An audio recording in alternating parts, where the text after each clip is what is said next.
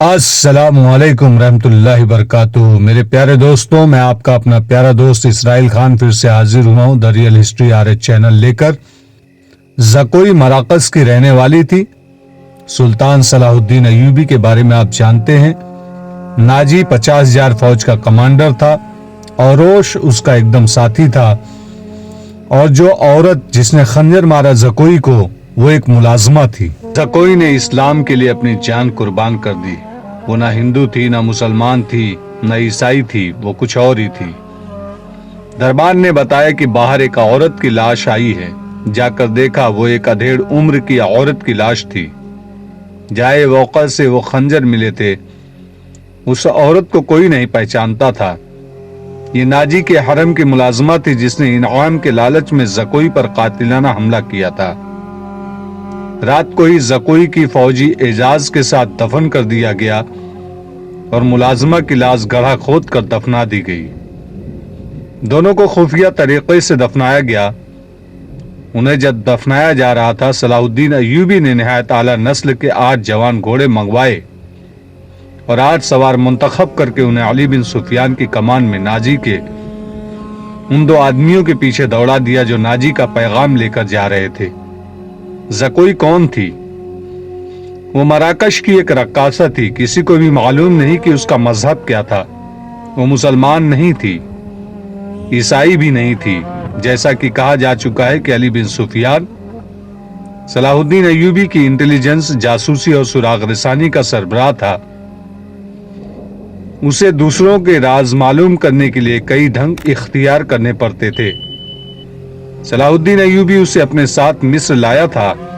یہاں آ کر معلوم ہوا کہ سوڈانی فوج کا سالار ناجی سازشیں اور شیطان ہے۔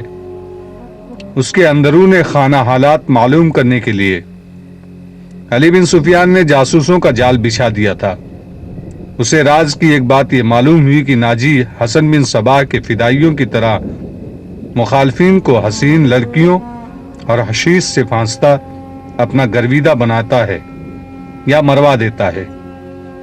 علی بن سفیان نے تلاش بیسار کے بعد کسی کی وساطت سے زکوئی کو مراکش سے حاصل کیا اور خود بردہ فروش کا بہروپ دھار کر اسے ناجی کے ہاتھ بیچ دیا۔ اس لڑکی میں ایسا جادو تھا کہ ناجی اسے صلاح الدین ایوبی کو پھانسنے کے لیے استعمال کرنا چاہتا تھا، مگر خود ہی اس لڑکی کے دام میں پھنس گیا۔ پھنسا بھی ایسا کہ اس کے سامنے وہ اپنے نائب سالار کے ساتھ راز کی باتیں کرتا رہا۔ اس نے زکوئی کو جشن کی رات صلاح الدین ایوبی کے خیمے میں بھیج دیا اور اپنی اس فتح پر بے حد مسرور تھا کہ صلاح الدین ایوبی کا اس نے بت توڑ دیا ہے۔ اب وہ اسی لڑکی کے ہاتھوں اسے شراب بھی پلا سکے گا اور پھر اسے اپنا مرید بنا لے گا۔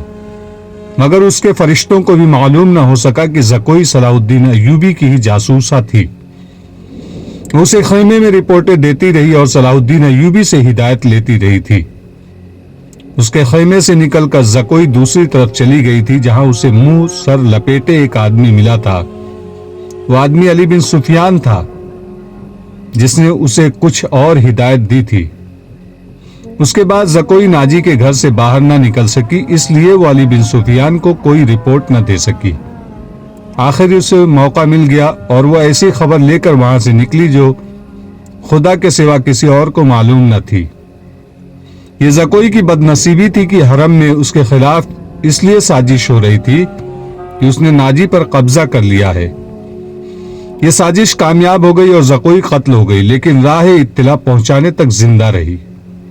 اس کے مرنے سے کچھ عرصہ بعد وہ معاوضہ جو علی بن سفیان نے اس کے ساتھ طے کیا تھا، صلاح الدین ایوبی کی طرف سے انعام اور وہ رقم جو علی بن سفیان نے ناجی سے بردہ فروش کے بھیس میں زکوئی کے قیمت کے طور پر وصول کی تھی، مراکش میں زکوئی کے معذور والدین کو ادا کر دی۔ موت کے اس رات کے ستارے ٹوٹ گئے اور صبح طلوع ہوئی تو علی بن سفیان 8 سواروں کے ساتھ انتہائی رفتار سے شمالی مشرق کی طرف جا رہا تھا۔ آبادیاں دور پیچھے رہ گئی تھی۔ اسے معلوم تھا کہ فرینک کے ہیڈ کوارٹر تک پہنچنے کا راستہ کون سا ہے۔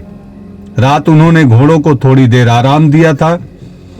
یہ عربی گھوڑے تھکے ہوئے بھی تازہ دم لگتے تھے۔ دور افق پر کھجور کے چند ایک درختوں میں علی کو 2 گھوڑے جاتے نظر آئے۔ اس نے اپنی پارٹی کو راستہ بدلنے اور اوٹ میں ہونے کے لیے ٹیلوں کے ساتھ ساتھ ہو جانے کو کہا۔ وہ صحرا کا رازدان تھا، بھٹکنے کا اندیشہ نہ تھا۔ اس نے رفتار اور تیز کر دی۔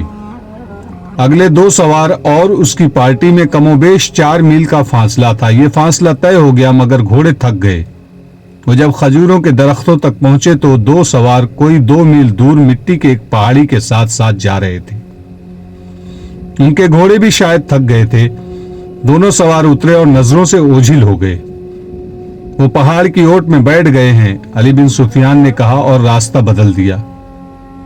فاصلہ کم ہوتا گیا اور جب فاصلہ چند 100 گز رہ گیا تو دونوں سوار اونٹ سے سامنے آئے۔ انہوں نے گھوڑوں کے سر پر دوڑنے کا شور سن لیا تھا۔ وہ دوڑ کر غائب ہو گئے۔ علی بن سفیان نے گھوڑے کو ایڑ لگائی۔ تھکے ہوئے گھوڑے نے وفاداری کا ثبوت دیا اور رفتار تیز کر دی۔ باقی گھوڑے بھی تیز ہو گئے۔ پہاڑی کے اندر گئے تو دونوں سوار وہاں سے جا چکے تھے مگر دور نہیں گئے تھے۔ وہ شاید گھبرا بھی گئے تھے۔ آگے ریتیلے چٹانیں تھی، انہیں راستہ نہیں مل رہا تھا۔ کبھی دائیں جاتے کبھی بائیں۔ علی بن سفیان نے اپنے گھوڑے ایک صف میں پھیلا دیے اور بھاگنے والوں سے 100 گز دور جا پہنچا۔ ایک تیر انداز نے دوڑتے گھوڑے سے تیر چلایا جو ایک گھوڑے کی اگلی ٹانگ میں لگا۔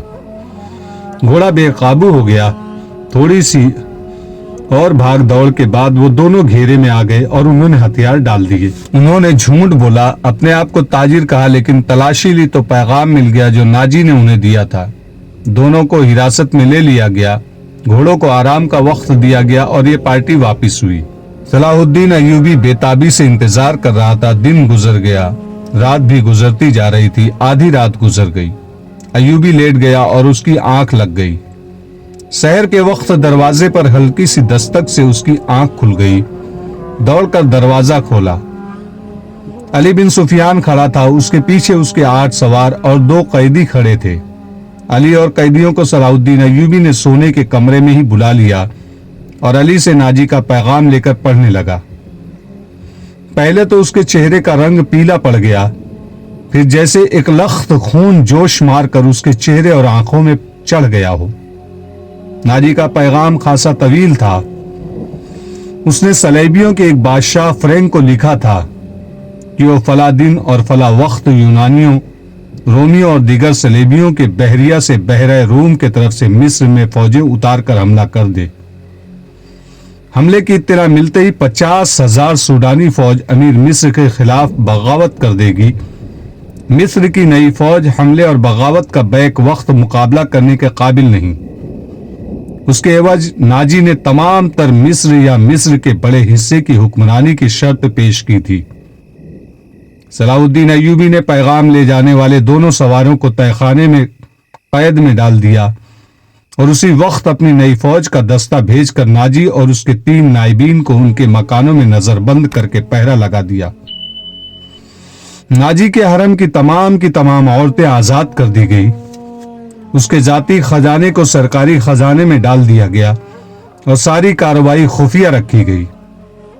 صلاح الدین ایوبی نے علی بن سفیان کی مدد سے ناجی کے اس خط میں جو پکڑ لیا گیا تھا حملے کی تاریخ کو مٹا کر اگلی تاریخ لکھ دی۔ 2 ذہین آدمیوں کو یہ پیغام دے کر شاہ فرینک کی طرف روانہ کر دیا گیا۔ ان آدمیوں کو یہ ظاہر کرنا تھا کہ وہ ناجی کے پیغمبر ہیں۔ انہیں روانہ کر کے اس سوڈانی فوج کو مصری فوج میں مدغم کرنے کا حکم روک لیا۔ 8ویں روز پیغمبر واپس آ گئے۔